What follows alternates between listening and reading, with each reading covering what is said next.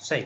अच्छा ये बताइएगा, तन्हाई जो लोग इख्तियार कर लेते हैं, उस तन्हाई में जो है डिप्रेशन से कैसे बचा जा सकता है? और इसके साथ-साथ मकासद के हसूल के लिए कौन से इक़दामात अपनाने चाहिए जिससे जो है तन्हाई कारआमद या मौसर बनाया जा सके तन्हाई को? बस ये बात है कि असल में जो एक तो लफ्ज़ है तन्हाई, जिसमें कि आप अपने साथ मिलते हैं, वो तो एक मौज का नाम है।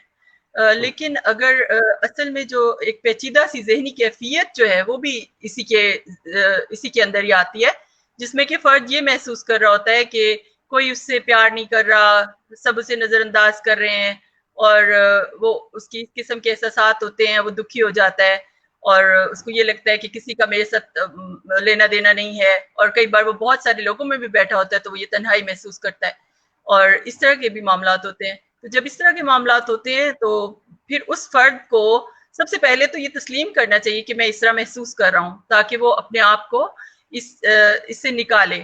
और अगर जब वो तस्लीम कर ले या अपने आप को उसको इतनी अवेयरनेस हो कि मैं ऐसी किसी सिचुएशन में चला गया हूँ या उसके करीबी कोई फर्द हो जिसको पता हो कि ये इस कैफियत में चला गया है, तो वो उससे मतलब इतना ट्रस्ट दे, उससे डायलॉग करे, उससे बात करे।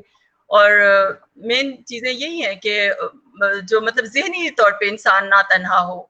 ज़हनी सही। तन्हाई जो है ना वो एक खौफनाक अमल है। वो आपको वहशत की तरफ ले जाती है और वो आपको डिप्रेशन की तरफ ले जाती है और ये सारी चीज़ें हो जाती हैं उसमें, जिसमें फिर नशा भी आ जाएगा और भी बहुत सारी चीज़ें, तन्हा हो जाएगा जब इस तरह फर्द। हुँ, तो वो एक पेचीदा नफ्सियाती कैफियत का नाम है। उसमें से ज़रूर निकलना चाहिए, अपनी ज़हनी एक्टिविटीज़ जो हैं उनको इन्वॉल्व करे बंदा मस्बत तामीरी चीज़ों में। अगर कोई रिटायरमेंट वाली बात भी वही बात है, जैसे कि हम लोग हैं कि हम औरतें हैं तो हम रिटायर्ड अब समझे अपने आप को, ये ना समझे जो भी है, क्योंकि हमने जॉब नहीं की कभी।